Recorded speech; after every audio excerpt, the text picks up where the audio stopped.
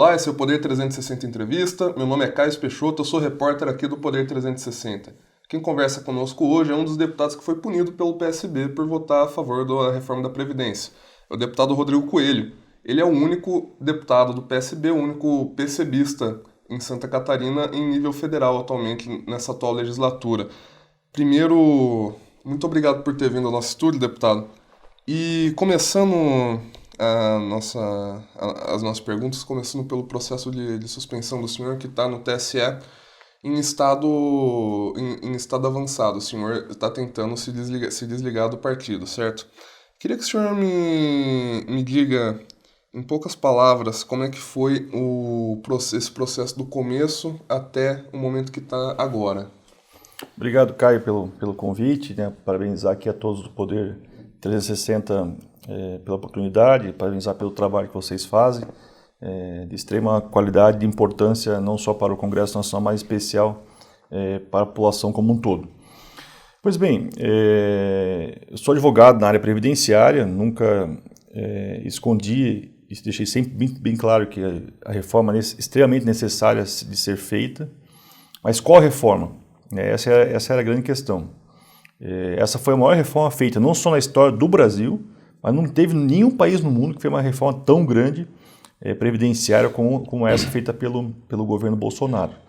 Eu tinha ressalvas ao texto inicial, assim como vários deputados tinham, que é a questão do BPC para idosos, pessoas com deficiência, o rural, né, a questão da capitalização, que eu acho interessante, mas não do modo que foi proposto, claro, porque a transição que seria complexo, porque se hoje a pessoa entender como é que funciona a questão da capitalização.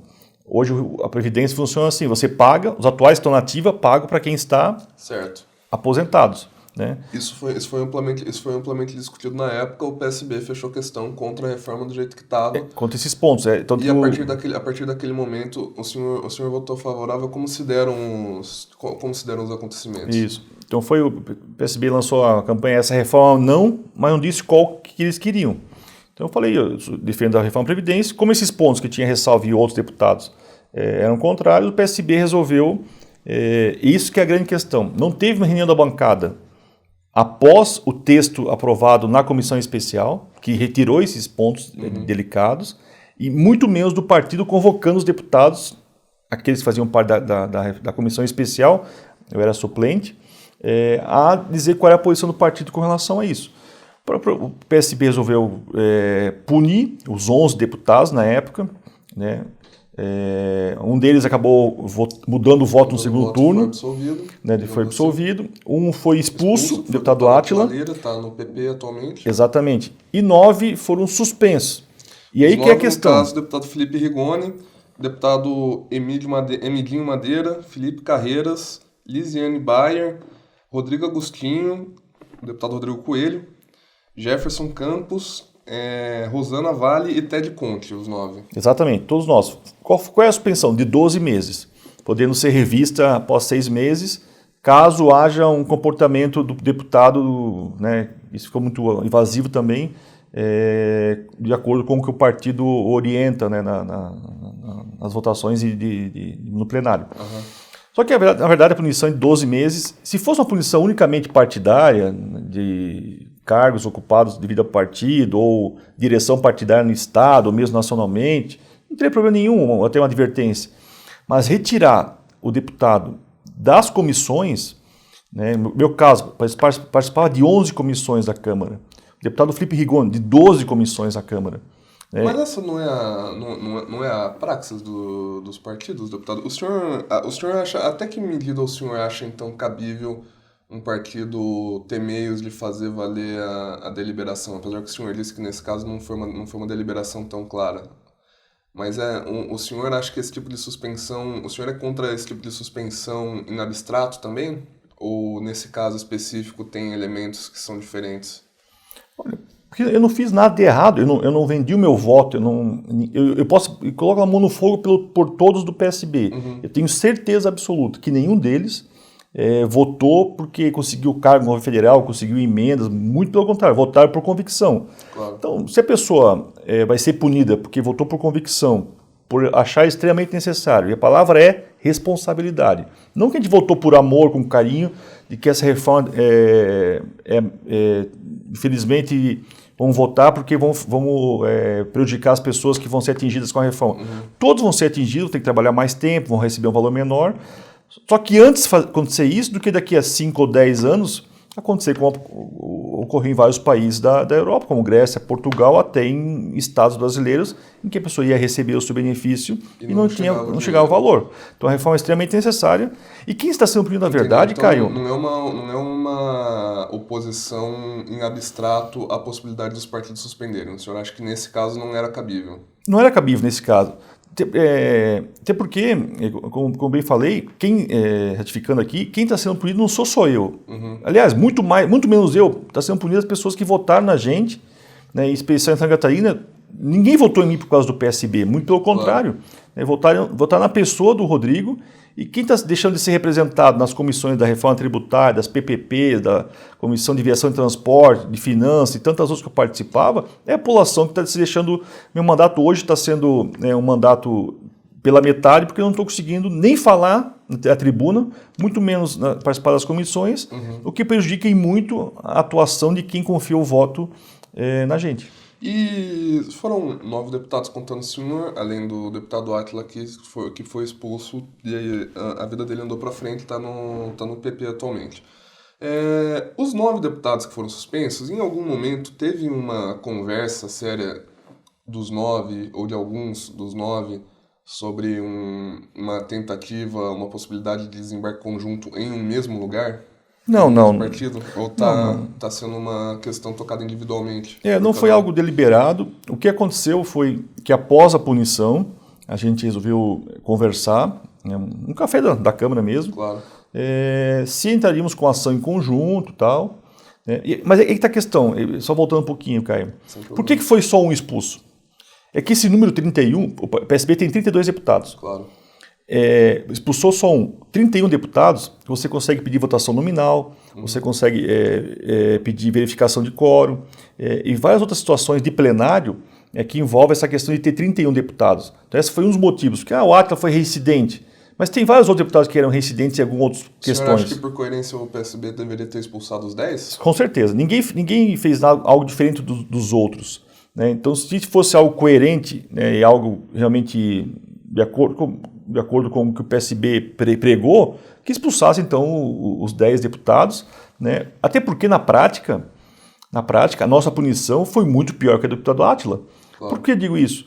Porque o deputado Átila no dia seguinte foi lá, pegou a carta de desfiliação, foi no outro partido e se filiou. E está participando das comissões normalmente. Nós estamos aí até agosto do ano que vem suspenso das atividades.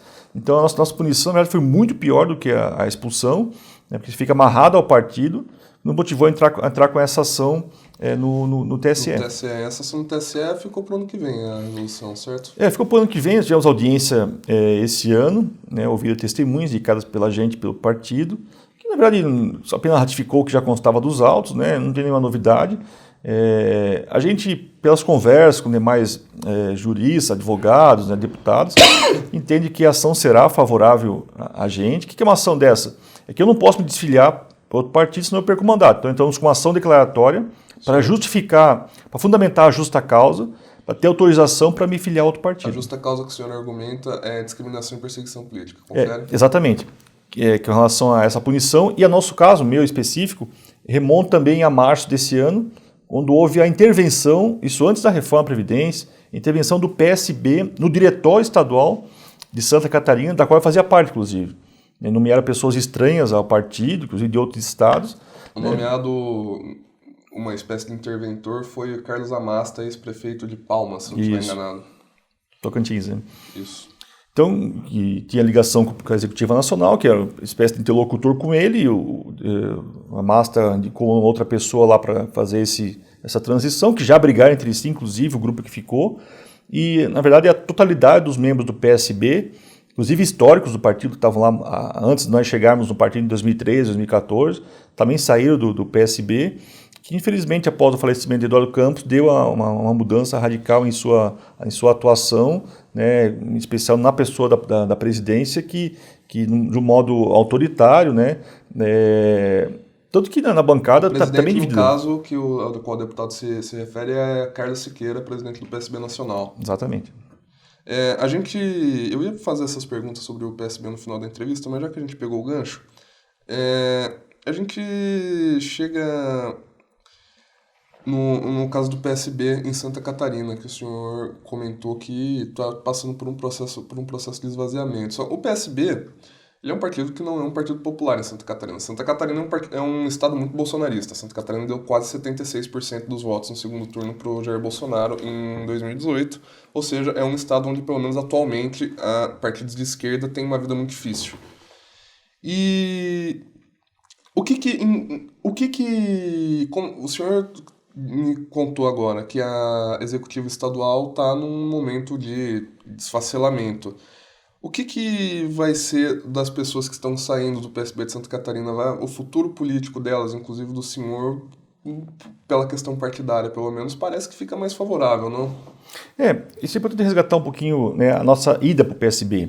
Em 2013, Eduardo Campos, né, pré-candidato a presidente, percorreu o Brasil e convidou, na época, o deputado federal Paulinho Bornhausen, que todos conhecem, fez parte do PFL, foi líder do DEM aqui na Câmara, uma postura sempre liberal, né, de centro, a fazer parte e encabeçar esse projeto. Porque o PSB nunca existiu em Santa Catarina, nunca teve deputado estadual, federal, pouquíssimos vereadores. E Eduardo Campos foi lá na filiação e deu total liberdade, né, a nossa filiação e atuação nossa de pensamento e de voto. Dizendo que no momento difíceis, ele usou essa frase inclusive, momentos difíceis do Brasil, as pessoas de bem se uniram, né, e era o momento das pessoas se unirem. Deixando de lado um pouquinho as divergências, até porque elas se completam e cada um, no somatório, acaba convergindo para o bem comum, né, e fazer uma boa política. Esse é o motivo de nós termos nos filiado na época, 2013 ao PSB. Até porque o nosso governador, que nós estávamos alinhados a ele, Raimundo Colombo, do PSD de Dado, já tinha deixado claro que iria apoiar a presidente Dilma, na época, na reeleição. Uhum. E nós não tínhamos condição alguma de apoiar o PT por vários motivos, né? Esse foi um dos também fatores que nos levaram ao PSB. Paulinho Bornhausen ficou a Senado, ficou por 100 mil votos, perdeu aquela eleição, né? Mas o PSB elegeu 2 deputados estaduais. E nisso também filiou prefeitos importantes do estado, como de Balneário Camboriú, Fabrício, de Blumenau, Mário Debrand, de Chapecó, prefeito Luciano Burigon, eu, no caso, vice-prefeito de Joinville, vice-prefeito de São José, que é a quarta cidade maior do estado, e assim por diante. Então, o partido, só resgatando essa história, teve essa participação. Uhum. Em 2018, elegeu 3 estaduais e 1 federal. Primeira vez na história, no meu caso, a primeira vez que o PSB elege um federal em Santa Catarina. E o PSB daí começou na eleição de 2018, quando houve a expulsão do prefeito Chapecó, Burigon, que na campanha fez apenas um vídeo apoiando Bolsonaro, nem era candidato, foi uma iniciativa dele, individual, por conta própria, ele, cidadão Burigon, fez um vídeo e foi expulso do partido. Então foi um somatório de questões que acabaram levando, né, a essa situação de tensionamento. O Burigon que atualmente está no DEM. E Chapecó, inclusive engraçado isso, que foi desfiliar o DEM, ainda estava afiliado ao PSB, não houve um processo de expulsão, hoje está no DEM, né, já foi reeleito uma vez, né, então houve esse tensionamento que acabou culminando, né, na intervenção do partido no Estado, que nós temos um diretório lá, né, intervenção do partido no Estado, e hoje dos 3 estaduais, 2 já saíram do partido, né, através de ação judicial inclusive, ação que eles entraram no TRE lá e foi por unanimidade, mostrando essa perseguição que houve pessoal, porque o Siqueira que... Mas isso é um movimento natural dos partidos políticos, mudanças de...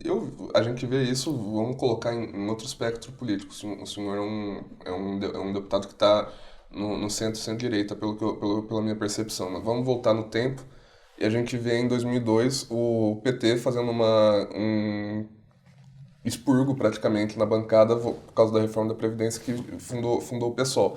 Foi uma mudança na direção do partido, como aconteceu várias vezes. No caso do que aconteceu no PSB, o senhor não acha que seja algo natural? Pode ser, pode até ser. Mas aconteceu no PDT também um movimento desse após o falecimento de Brizola, aconteceu no MDB após o falecimento do Ulisses Guimarães. Infelizmente, os partidos, quando perdem essa referência, e o PSB ficou muito carente da pessoa do Eduardo Campos, que é uma pessoa que tinha um potencial tremendo e era um cara novo, né, com grande chance em 2014, inclusive, de vencer aquela eleição. Então o partido, na verdade, eu não condeno a inclinação que o partido deu, só que é discordante do que a gente pensa e do que foi combinado na época de nos dar liberdade total de atuação. Tanto que na votação da reforma eram para ser 16 votos, metade da bancada ia votar a favor da reforma. Só que houve pressão muito forte do presidente Siqueira, através de retirada de diretórios, com uma consciência que tem que fazer isso em outros estados, e lá tem muitos pré-candidatos a prefeito, né, que estão linkados à partida há muito tempo, né, que acabaram cedendo ao voto, mesmo assim sofrendo as consequências de uma reforma que eu falei, extremamente necessária para o Brasil, não é simpática, óbvio que não, ninguém votou com amor no coração, mas é que é uma reforma que, assim como outros que virão, para colocar as contas em dias e pavimentar outras reformas, como a tributária, do Pacto Federativo, e o Brasil finalmente encaminhar a retomada do crescimento econômico, né, e ficar aí com esse potencial que você fala sempre, país do futuro, e chegou a hora, o futuro chegou, né? Antes de continuar com a próxima pergunta, eu queria fazer uma correção numa coisa que eu mesmo falei, que eu citei o caso das expulsões do PT por causa da reforma da Previdência do governo Lula, eu falei como se tivesse sido em 2002. 2002 foi a eleição, a reforma da Previdência evidentemente foi depois que o presidente Lula tomou posse. Voltando ao contexto político de Santa Catarina, como ficou provado nas eleições do ano passado, Santa Catarina é um estado bastante conservador, é um estado bastante alinhado com o atual governo Jair Bolsonaro. Mas houve um pequeno estresse no estado com o governo quando começou a ter sinais trocados com a China, né? O Santa Catarina vende muita carne de porco, principalmente para a China. Como é que foi essa conversa na época? Houve, né, algumas declarações, né, que foram feitas na pessoa do presidente, mas eu penso que é o estilo dele, né? Uma coisa que você não pode condenar do presidente Bolsonaro é a sua sinceridade, é a sua franqueza. E quem o conheceu antes como deputado, quem o conheceu na campanha, claro que agora como presidente as palavras dele são um pouco medidas porque tem consequências muito, claro, né, grandes, né, no dia a dia da economia. Como que foi a equalização dessa questão? Foi bem tranquila. Tereza Cristina, Ministério da Agricultura, certo? A bancada se reuniu, 16 federais e os 3 senadores se reuniu e marcou logo em seguida uma reunião com a ministra Tereza Cristina, que logo em seguida inclusive fez uma viagem para a China e para outros países do Oriente também, né, para dar uma acalmada no ânimo, porque Santa Catarina é um dos poucos estados livres da febre aftosa, então tem um selo de qualidade quando se fala em venda de suínos e aves muito grande, e isso que manteve, inclusive, na crise, a economia do Estado. Hoje somos a 6ª economia do Brasil, apesar de termos apenas 1% do território nacional.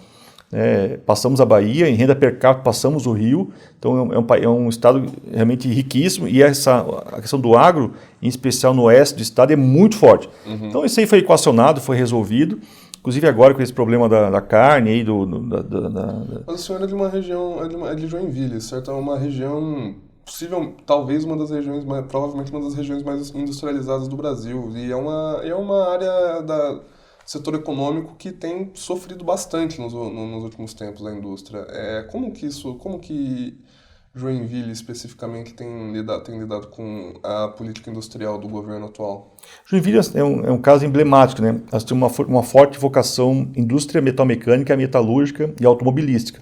Próximo a gente, lá tem a Chevrolet, tem a BMW em Araquari, a WEG em Jaraguá do Sul. Então são empresas, a Tigre, Embraco, Tupi, enfim, são empresas gigantescas. Com a automação, que não é de hoje, vários empregos foram perdidos ao longo do tempo. Mas hoje, engraçado, a área de serviços passou já a indústria em Joinville. Serviço passou a indústria em Joinville. Então Blumenau e Florianópolis, que se anteciparam essa questão da inovação, de empresas de informática. Hoje, Joinville também tem um centro de inovação fantástico, tem o maior condomínio industrial da América do Sul, né, e está focado na questão dos serviços, né, e antenado com essa nova economia, economia verde, fármacos e assim por diante. Com a vinda da UFSC, Universidade Federal de Santa Catarina, para Joinville, inclusive está instalado o campus dentro desse parque industrial que eu falei, com engenharia naval, engenharia automobilística, engenharia ferroviária e assim por diante, formou a mão de obra necessária para... e ainda tem ainda criação de 8 mil vagas de trabalho esse ano, mas tem muita vaga disponível na área de tecnologia. O que se tem entre o senhor, o senhor por ser baseado lá, eu acredito que as pessoas envolvidas com a indústria, no caso, apesar de já não ser a principal atividade econômica da região, da cidade, conversem muito com o senhor. As expectativas são positivas? Muito boas, muito boas. O vice-presidente Mourão esteve agora em Jaraguá do Sul e Joinville, teve uma rápida visita em algumas empresas, mas conversou com os empresários, e os empresários eles estão muito confiantes, não só no sinal de confiança, que é importante isso na relação econômica, mas com as reformas que foram feitas e com os sinais de retomada do crescimento econômico. Eu sou novo aqui em Brasília, mas acho que esse ano foi um ano, comparado a outros, um ano muito produtivo, de protagonismo do Congresso Nacional, inclusive. Alguns entendem que deveria ter sido mais rápido algumas reformas, mas faz parte do processo legislativo, né, essa discussão de algumas reformas. Uhum. Então, a economia já reagiu muito fortemente em Joinville, né, a geração de empregos lá já foi de 10 mil empregos nesse ano, né, em Joinville, só em Joinville. O estado também foi o estado que mais criou empregos no Brasil, Santa Catarina. Então, a confiança na construção civil também já tá muito grande, e o Estado está muito confiante de nos próximos anos retomar aí, né, o crescimento que sempre teve. Entendi. E a gente começou falando do processo de suspensão do senhor que foi parar no TSE. E a gente saiu desse assunto, entrou em política catarinense, mas queria voltar para esse assunto. Ficou para 2020, como o senhor já disse, a decisão. E caso a decisão seja negativa, o que o senhor vai fazer?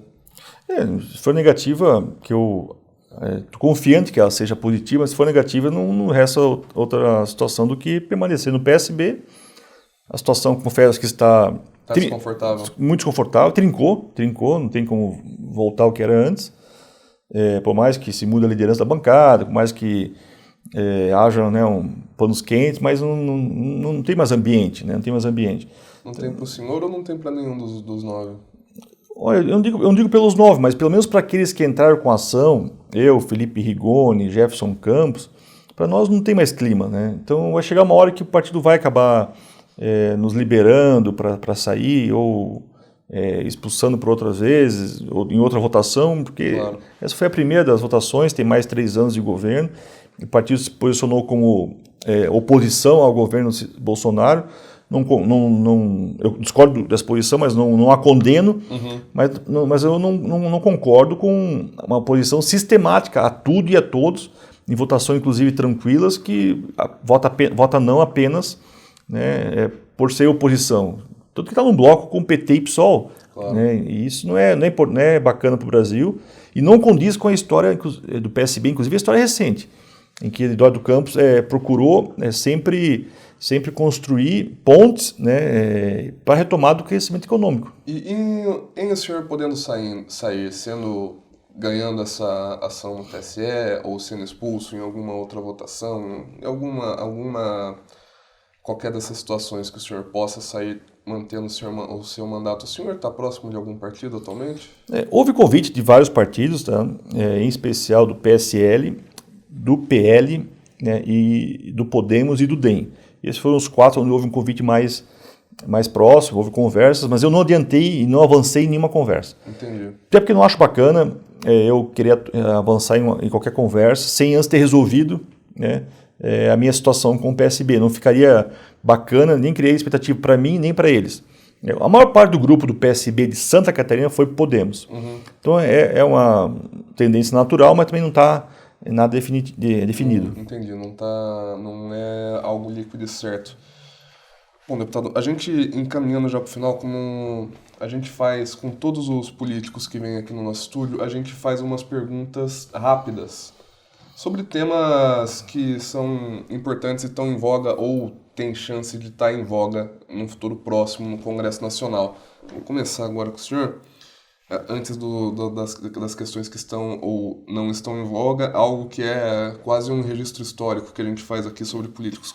Em poucas palavras, como é que foi a adolescência e a infância do senhor? Foi fantástico, eu tenho ótimas lembranças aí.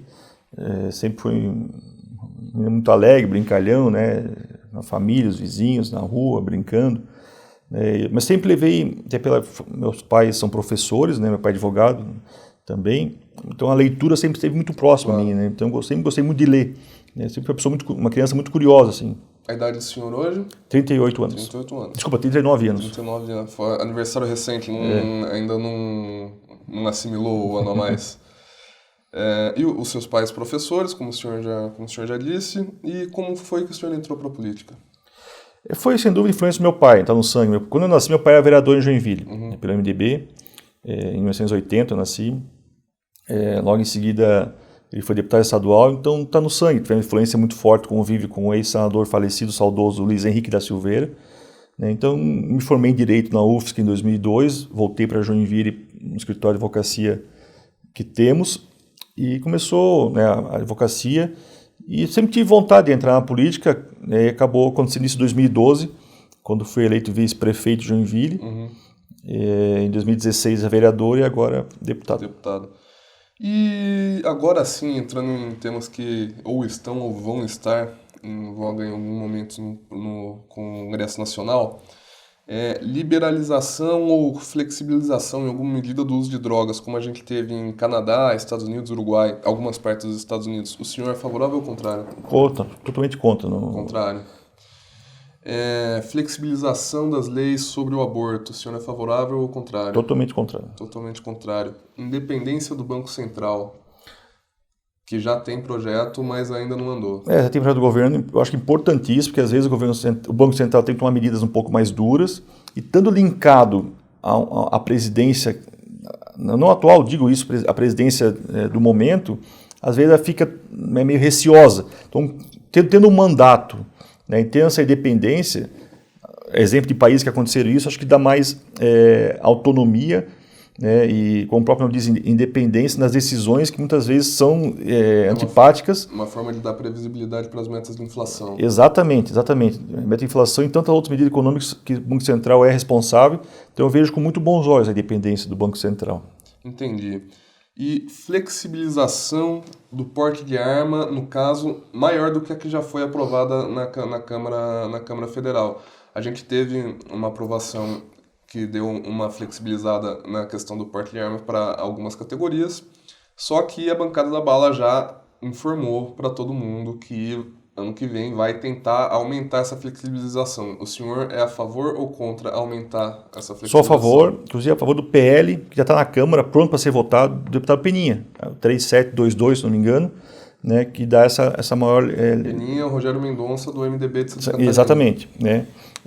Eu nunca peguei numa arma, não tenho arma, né, mas defendo o legítimo direito sagrado, está na Constituição, da pessoa ter a legítima defesa. Então isso para mim é fundamental, né, e não só os CACs, né, caçadores, atiradores, colecionadores, mas que outras categorias possam ter esse direito a ter uma arma.